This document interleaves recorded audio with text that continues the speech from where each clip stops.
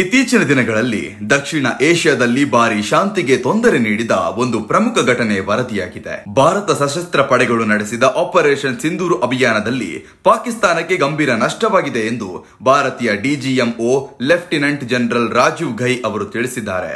ಈ ಕಾರ್ಯಾಚರಣೆಯಲ್ಲಿ ಪಾಕಿಸ್ತಾನದ 100ಕ್ಕೂ ಹೆಚ್ಚು ಸೈನಿಕರು ಮೃತಪಟ್ಟಿದ್ದಾರೆ ಮತ್ತು 12 ಹವನೌಕೆಗಳು ನಾಶವಾಗಿದೆ. ಇದರ ಮೂಲಕ ಎರಡು ದೇಶಗಳ ಗಡಿಭಾಗದಲ್ಲಿ ಭದ್ರತೆ, ಸಶಸ್ತ್ರ ಚಟುವಟಿಕೆ ಮತ್ತು ರಣತಂತ್ರದ ಮಹತ್ವ ಪುನಃ ಪ್ರಾಮಾಣಿಕವಾಗಿ ಸಾಬೀತಾಗಿದೆ. ಆಪರೇಷನ್ ಸಿಂಧೂರ್ ಎಂಬ ಈ ಕಾರ್ಯಾಚರಣೆ ಬಹಳ ಗುಪ್ತ ಮತ್ತು ರಣತಾಂತ್ರಿಕವಾಗಿ ಯೋಜಿಸಲಾಗಿತ್ತು. ಪಾಕಿಸ್ತಾನವು ತನ್ನ ಗಡಿಯಲ್ಲಿ ಉಗ್ರಗಾರಿಕೆಯನ್ನ ತೋರಿಸುತ್ತಿತ್ತು, ಅಕ್ರಮ ಚಟುವಟಿಕೆಗಳನ್ನ ಮಾಡ್ತಿತ್ತು. ಈ ಸಂದರ್ಭದಲ್ಲಿ ಭಾರತೀಯ ಸೇನೆ ತೀವ್ರ ಜವಾಬ್ದಾರಿಯಾಗಿ ನಿರ್ವಹಣೆ ಮಾಡಿಕೊಂಡಿತ್ತು.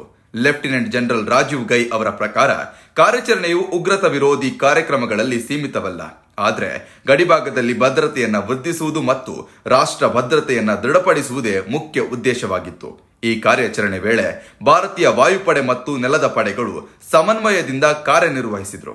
ಪಾಕಿಸ್ತಾನದ 12 ಹವನೌಕೆಗಳು ನಾಶವಾದವು. ಪಾಕಿಸ್ತಾನದ ವಾಯುಸೇನೆಯ ಶಕ್ತಿಗೆ ಭಾರಿ ಹೊಡೆತವಿತ್ತು.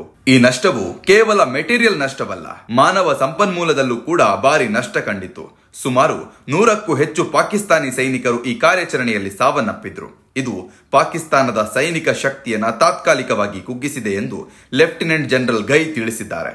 ಆಪರೇಷನ್ ಸಿಂಧೂರ್ನ ಯಶಸ್ಸಿನ ಹಿಂದೆ ಭಾರತೀಯ ಸೇನೆಯ ಶಕ್ತಿ, ತಂತ್ರಗಳು, ನಿಖರವಾದ ಬುದ್ಧಿಮತ್ತೆ, ಸಂಗ್ರಹ ಮತ್ತು ತೀವ್ರ ತರಬೇತಿಯಾದ ಯೋಧರ ಸಹಕಾರ ಮುಖ್ಯ ಕಾರಣವಾಗಿದೆ.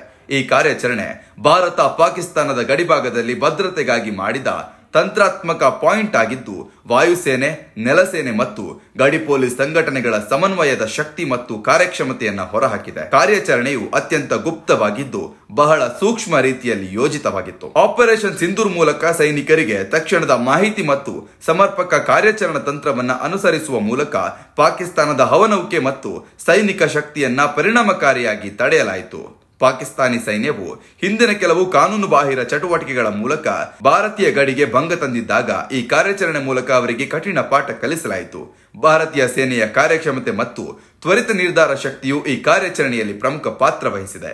ಆಪರೇಷನ್ ಸಿಂಧೂರ್ನ ಯಶಸ್ಸು ದೇಶದ ಭದ್ರತೆಯ ದೃಷ್ಟಿಯಿಂದ ಅತಿ ಮಹತ್ವದ್ದಾಗಿದೆ. ಈ ಮೂಲಕ ಗಡಿಭಾಗದಲ್ಲಿ ಶಾಂತಿಯನ್ನ ಕಾಯ್ದುಕೊಳ್ಳುವಲ್ಲಿ ಮಹತ್ತರ ಸಾಧನೆ ಮಾಡಲಾಗಿದೆ. DGMO lieutenant general Rajiv GUI ಅವರು ಈ ಕಾರ್ಯಾಚರಣೆಯ ಕುರಿತು ಹೇಳಿರುವಂತೆ, ನಮ್ಮ ಯೋಧರು ತೀವ್ರ ತಾಳ್ಮೆ, ನಿರ್ಧಾರ ಶಕ್ತಿ ಮತ್ತು ತಂತ್ರಜ್ಞಾನ ಬಳಸಿ ಕಾರ್ಯನಿರ್ವಹಿಸಿದ್ದಾರೆ. ಯಾವುದೇ ಭಾರತೀಯ ಯೋಧನ ಜೀವಕ್ಕೆ ತೊಂದರೆಯಾಗದಂತೆ ಕಾರ್ಯಾಚರಣೆ ಪೂರ್ಣಗೊಂಡಿದೆ.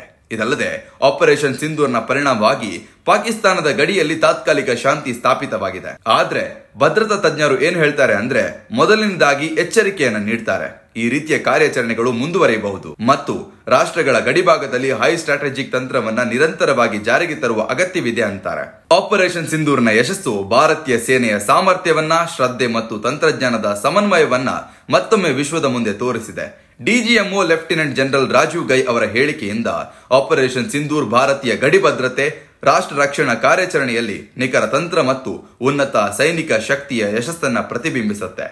ಇದೇ ಆಪರೇಷನ್ ಸಿಂಧೂರ್ನ ಮೂಲಕ ಭಾರತೀಯ ಸೇನೆಯ ತಂತ್ರಾತ್ಮಕ ಸಾಮರ್ಥ್ಯ ಮತ್ತು ಗಡಿಭಾಗದ ರಕ್ಷಣಾ ತಂತ್ರಗಳು ದೇಶದ ಶಾಂತಿಯನ್ನ ಕಾಯ್ದುಕೊಳ್ಳಲು ಎಷ್ಟು ಪ್ರಮುಖವಾಗಿರುತ್ತೆ ಅನ್ನೋದನ್ನ ಸ್ಪಷ್ಟವಾಗಿ ತೋರಿಸಿದೆ. ಈ ಕಾರ್ಯಾಚರಣೆಯು ದೇಶದ ಭದ್ರತೆಯ ದೃಷ್ಟಿಯಿಂದ ಒಂದು ಮಹತ್ವದ ಪಾಠವನ್ನಾಗಿ ಉಳಿದಿದೆ ಮತ್ತು ಭವಿಷ್ಯದ ಗಡಿ ಸಂಘರ್ಷಣೆಗಳಲ್ಲಿ ತಕ್ಕಂತೆ ತಂತ್ರಗಳನ್ನು ರೂಪಿಸುವಲ್ಲಿ ಸಹಕಾರವಾಗಿದೆ.